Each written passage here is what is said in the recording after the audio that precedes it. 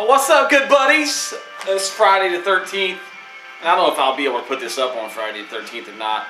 But anyway, as usual, I got a little Friday the 13th all-time list. But first, before I want to get this started, I got to send out some props to my boy 8 the Chosen One. I had about 75 subscribers. You know, I've only had a channel for, I think in July was the first time. July of last year was the first time I ever made a video, and it was in response to B Junior Endurance Productions, Tom Savini. And then I probably went a couple months without making another one. But anyway, I only had maybe a channel for like a year. I've tried contests, all that stuff, and I maybe got to 75. But 8 the Chosen One gave me a shout out in one of his videos, and I not only doubled, but I'm about 195, 196 right now. Hovered around 200. 200. That's the power of 8 the Chosen One, man. Respect, brother. Thanks a lot, man. Fellow 5-star general. You're probably the commander-in-chief, bro, of all of us. But anyway, man, mad props. Also, Sausage Factory, man. Love the live commentary. I didn't get to watch it live, but I love the idea, and I can't wait to watch it. Hope you guys put that up soon, man. But that's going to be some good stuff. I'm pumped about that. Sausage Factory's kicking ass, man. Anyway, here's my all-time Friday the 13th. Big fan. It's my ride or die franchise. Jason was the first, the only. He's the one that got me into it. I've probably seen Friday the 13th was probably one of definitely the horror movie that got me into this whole lifestyle that I live now. Going to conventions. It's all about Jason, man. I love Jason with a passion, man. He's my all-time favorite. Over Freddy, over Michael Myers, over Leatherface, over Hellraiser. Jason is numero uno in my book, man. Hands down. So right here, I'll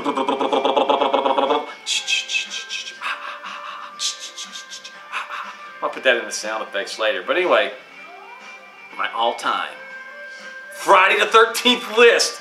I guess I got 13 or 14. It's 13 or 14, right? Yeah. Jason 10, 12. 12. All right. Top 12.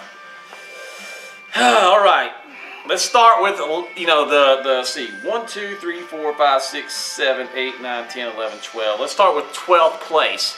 The worst. I'm starting from bottom to the top because that's the way I like to roll. Bottom, and then I get on top. That sounds funny, huh? Okay. Anyway, number 12. The absolute worst Friday the 13th movie of all time, and it's an absolute disgrace. It's an injustice to the franchise. And that is Friday the 13th, Part 8, Jason Takes Manhattan. Ugh. I remember it was just, I knew it was done, I was down, I think the first one I ever seen was probably Part 3. My aunt actually took me, I was probably maybe 7 or 8 years old. She took me to the theater to see Part 3. And I fell in love, 3D glasses, oh my God, scared the living crap out of me. And she did it to mess with my mom. Because I was up for a couple days. I didn't sleep well. Anyway, that's when I fell in love with Jason. And then you knew the franchise was over. Part 7 solid. They kind of copied the Dream Warriors, but Part 8 was just like the biggest turd in your mouth.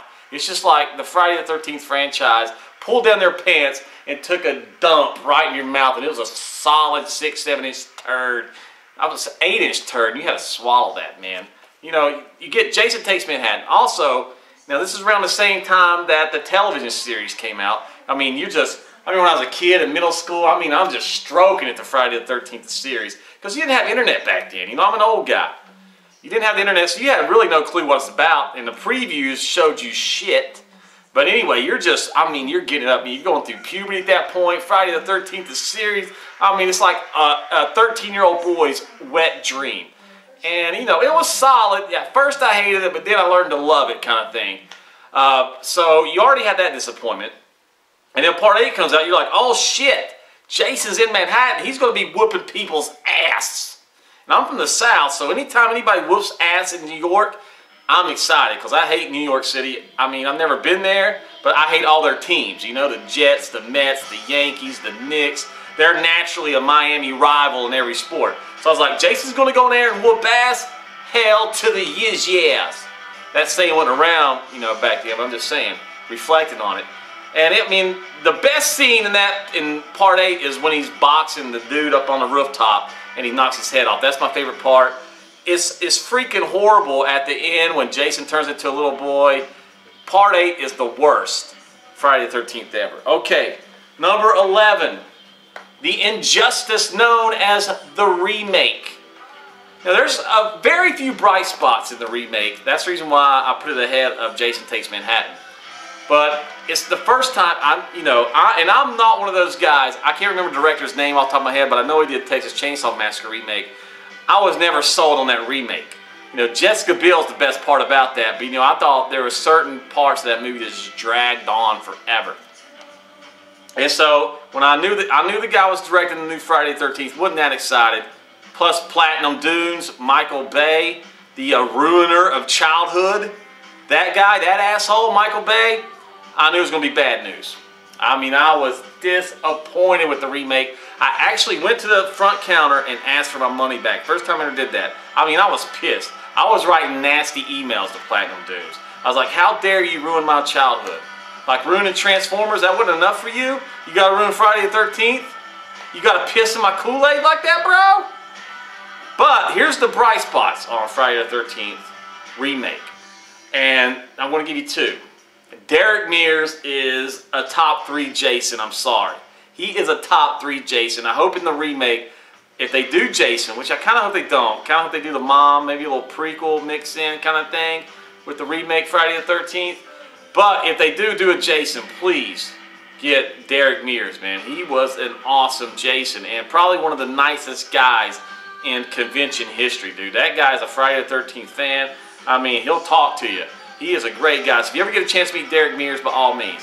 And probably the shining bright spot in the remake is the goddess. And I mean, I was in love with this girl at the time, Willa Ford, and they're fake boobs, but regardless, they're nice boobs. And getting to see her boobs and that kill, probably the best kill of that movie was the machete through the head under the dock. Man, that was ultimate. And I just didn't like the way they went about, getting the mask.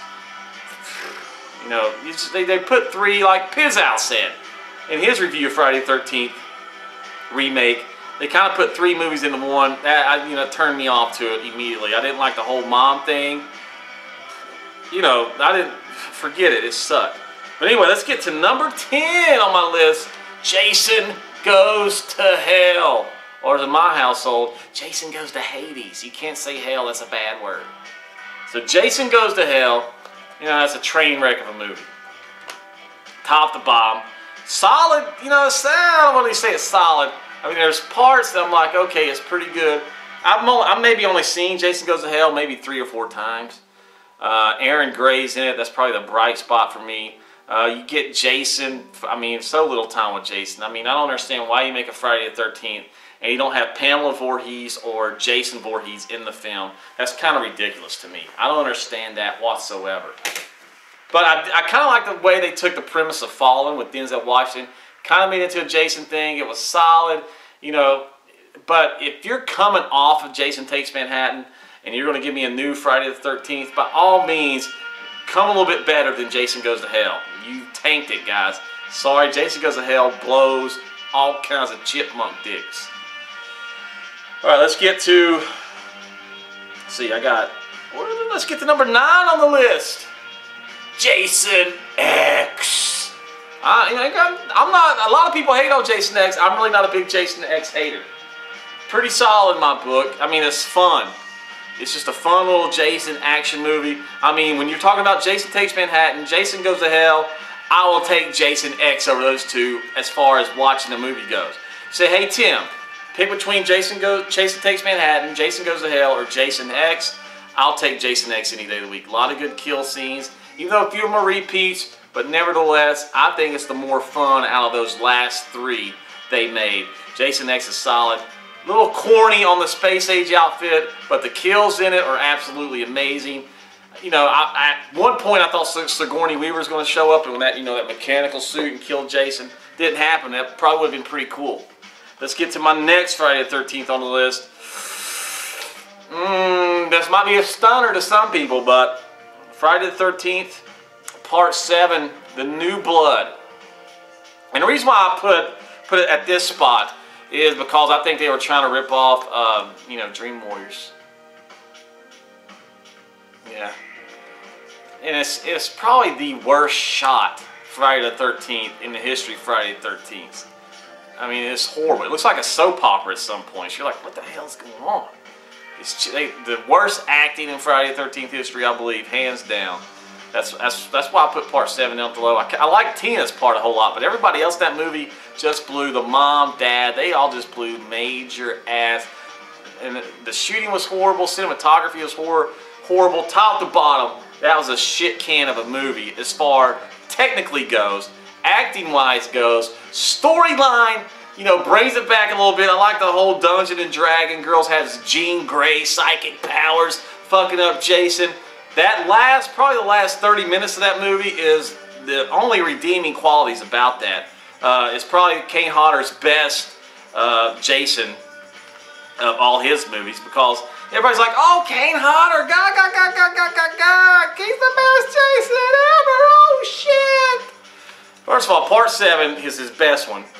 Jason Takes Manhattan is a shit stunner, and he's only in part 9, what, couple minutes? Alright, part 10 is up there with part 7, I think, as far as performance goes. So let's get to the next one on my list, and that is Freddy versus Jason.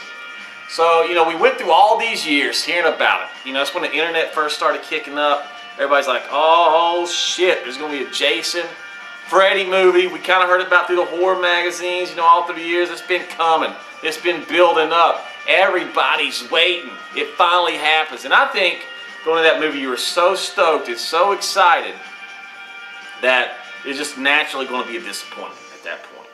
But I think it's a solid movie, man. The fight scenes are great, well choreographed. You know, a lot of people hate on it, but I thought it was a pretty excellent movie, man. I'm a fan of Friday the 13th Part 7. A lot of good comedy in that. It's pretty funny. So, you know, combining both Freddy and Jason, yeah, what do you do? You know, hey, I'm also on that, you know, even though I don't think Kane Hodder's the best Jason ever, but I think he should have been in that movie. You know, that's the kind of thing he got. But the guy that did Jason did a pretty good job. But, you know, Kane Hodder's not really the tallest Jason of all time, let's be honest. So let's get to my next Friday the 13th, and it's the first Friday the 13th I ever seen, Friday the 13th Part 3. Here's the best part about Friday the 13th 3D, and it's not the fact that it was in 3D, but and I got to see it in the theater, so I was kind of lucky. Maybe 8 years old at the time, and my aunt took me to see it just to mess with my mom. But it scared the shit out of me. You know, 3D. I remember when I first seen that eyeball and that, you know, handle to put up the clothesline in my face, and that snake popping out. Oh man, that was good stuff in the theaters. I wish they'd re-release stuff like that, so you know other people could actually see those 3D movies on how they're supposed to be seen. Because you know, watching a 3D movie on a TV, sorry, don't do it justice. But the soundtrack, a lot of people hate on that Friday the 13th soundtrack. I think it is incredible, man. Incredible. Harry Manfredini, outstanding. I love the disco soundtrack, man. Sometimes when I used to DJ back in the day, I would throw that in a little mix because that was the funky one. Part 3 is probably the worst. You know, I hate saying this because I'm sure she's a sweetheart in real life, but I think one of the worst final girls in the histories of horror movies. Girl that played Christy, I was hoping you'd get killed. You know, that's how bad of a final girl you was. I was hoping you would get killed. You're obviously, I think, the worst final girl. And maybe besides the girl in Jason Takes Manhattan, oh, you're probably second worst in Friday the 13th history. Absolutely horrendous. But, you know, the whole barn scene in Friday the 13th Part 3 is solid. I think it's a well-shot movie. It also may be the best shot Friday the 13th movie in the Friday the 13th history. I think it's probably the best shot. And they took time on it because they had to shoot it in 3D. So I think as far as that technicality goes, Steve Miner, shooting Part 3, it may be up there with probably the best Friday the 13th poster also. Going through that shower curtain, man. Yeah, dude. Friday the 13th Part 3. A lot of good qualities. Also a lot of stuff that brings it down, man. Worst final girl. You know, this is when he finds the mask, so that's a plus. Richard Booker, great Jason, solid. He definitely deserves a spot in the top 3. So Friday the 13th, of course, you're getting to the good stuff. You know, you're getting to the good Friday the 13th. It's on the outside, you know, of the top 5. Friday the 13th Part 3 at number 6 as my best Friday the 13th of all time. Next, you know, we're going to start getting into the Jarvis trilogy, and I think, you know, that's really the meat of Friday the 13th. That's when it's just picking up steam and just steamrolling. Friday the 13th Part 6, Jason Lives. Now, when we talk technical-wise, probably second best director in Friday the 13th history. Probably the second best shot Friday the 13th in history. I love the Alice Cooper soundtrack.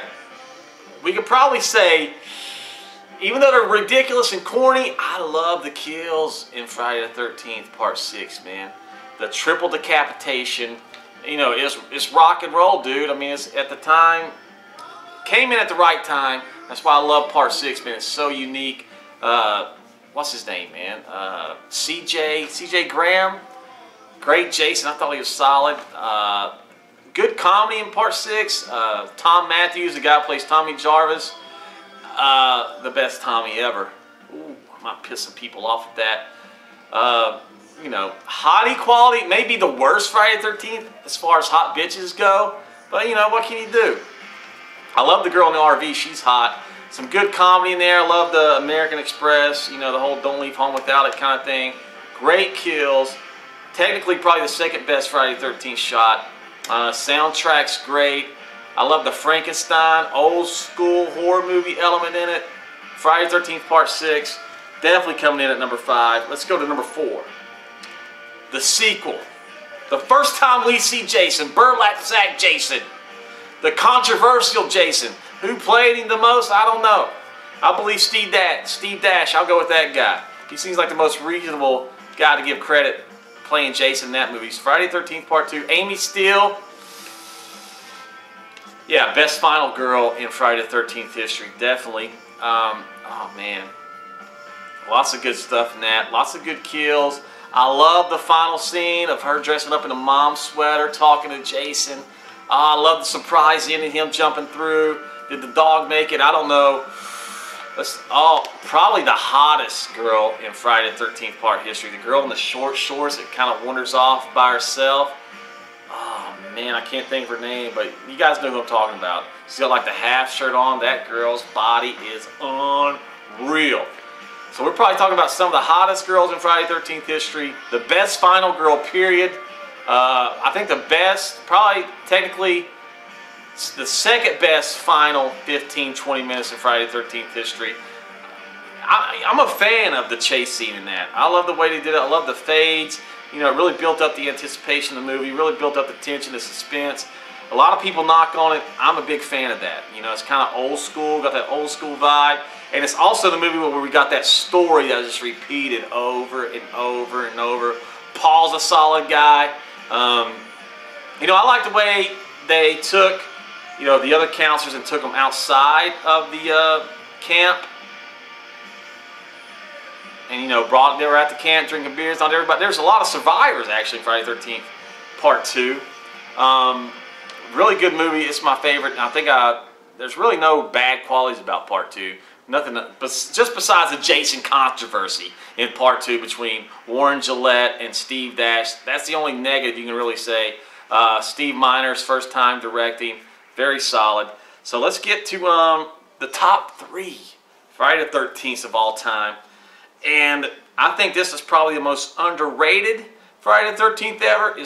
And unjustly the most hated on Friday the 13th ever. And without a doubt, this one right here didn't have Jason in it. Didn't have Jason Voorhees. It had Roy. I'm talking Oi. Had a different mask, man. We got to see some good stuff in this one. The funniest Friday the 13th movie in history.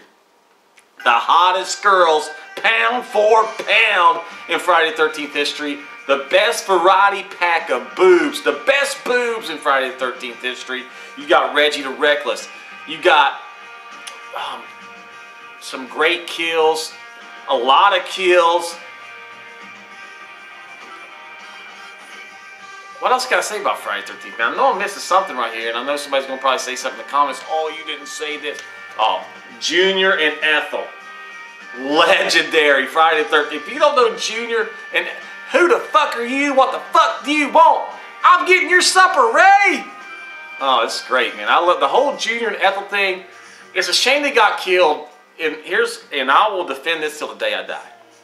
Somewhere in time, a Friday the 13th fan-made movie, or maybe even a major release, we need to do the prequel of Junior and Ethel. The prequel of just them. How did they get there? You know, what were their lives before? And just make it a straight comedy movie. Maybe in a buddy cop style movie. You know, maybe they're just like vigilantes right there in that town. So I'm a big fan of Friday the 13th Part 5. Huge fan. Doesn't bother me at all they didn't use Jason Voorhees. Pound for pound, good stuff. And you know, I love the cheesiness of it because there's all kinds of continuity issues in Friday the 13th Part 5. The whole time she's running with the sweater, without the sweater. I love that stuff about movies, you know. You really don't notice the first time you watch it, but then you watch director's commentaries, you're like, holy shit, I see it now. Big fan of Friday. And the girl in the, you know, the towel scene in the woods, great kill scenes. She has probably the best rack in Friday the 13th history. I think her name is Sue Voorhees. Actually has the same last name as Jason. Absolutely. Time to get your hands dirty, Roy. Oh man, good comedy. The funniest Friday the 13th is Friday the 13th Part 5. And it's number 3 on the list. Let's go to number 2. It's the original. The one that started it all, Friday the 13th. Who's the killer? I don't know. That's the best part. I love the way they took the psycho element. You know, you thought the one girl was going to be the main girl. She ends up getting killed. That was genius. Of course, they admitted to ripping off Halloween. That's all right with me. It is pound for pound one of the best horror movies ever made. One of the scariest Friday the 13th. And the end with Pamela Voorhees, Betsy Palmer. You kidding me? That is awesome stuff, man. That whole fight scene, you know, Tom Savini's effects. Outstanding. Tom Savini, the master, to Kevin Bacon, arrow through the neck. Man, that movie was ahead of its time. Friday the 13th, the original. You got to put it in the top 3. I'm sorry, man. It started it all. Just that fact alone deserves to be in the top 3. It's number 2.